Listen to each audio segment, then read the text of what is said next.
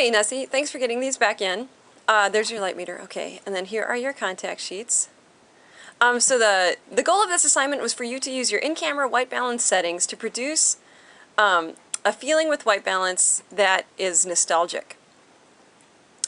Okay, 1, 2, 3, 4, 5, 5. Okay, great, perfect. Okay, oh, that's nice. Okay, so with white balance, we're talking about Kelvin temperatures. So we read in the text, I'm not sure where, and I'm going to have some vagueness with this, but somewhere in the text, it talks about emotional response, human emotional response to Kelvin temperatures light. And we know that humans respond in a way that we would consider negative to Kelvin temperatures above 5,000, say, usually higher than that. But those are colors of white light that are bluish. And then we respond in a more positive way to temperatures, and again, this is like a generalization, say below 4,000. So colors of white that are yellow, orangish, or reddish. So you have given us, and most people did this, what I would consider very clean images, which have the white balance corrected so that they feel like daylight. Aside from this one is quite underexposed. But the rest of them the exposures are good, and they feel quite a bit like daylight.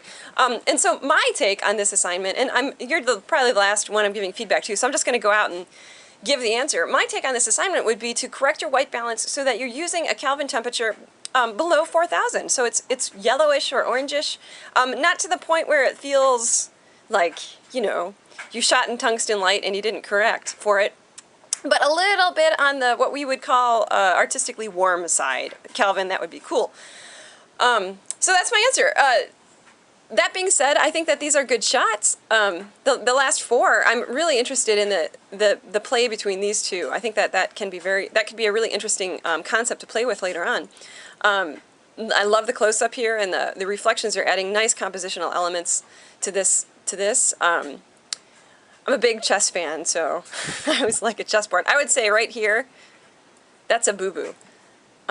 So it would be appropriate, in this class, it would be appropriate just to ever so slightly, see if I can't, to crop that out. Why, hello, stop that. I can't get rid of that. Okay, there we go.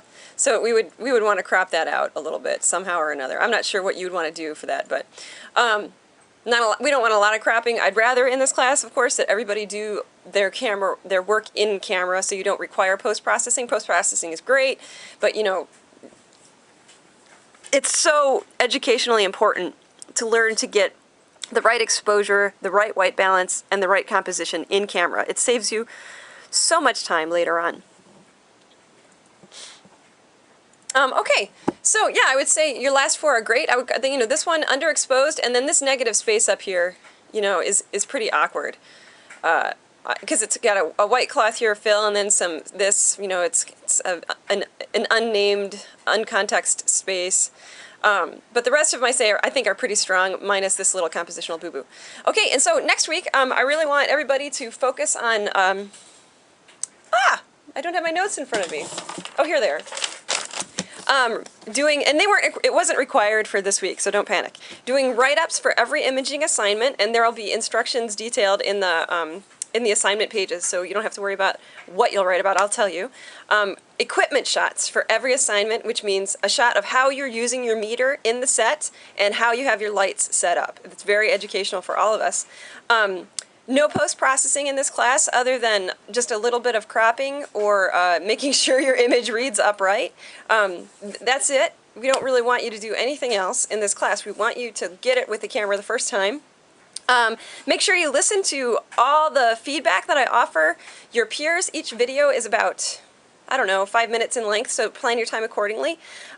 Check your PDF for errors right after you post. PDFs are tricky creatures, and they don't always load correctly.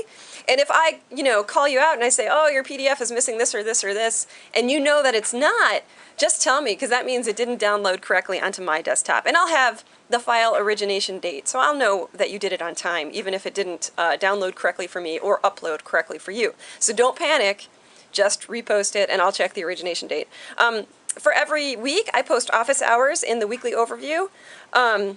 And that is it. Thanks for getting this in. Thanks for reposting it correctly. I really appreciate that. And I will see you next week.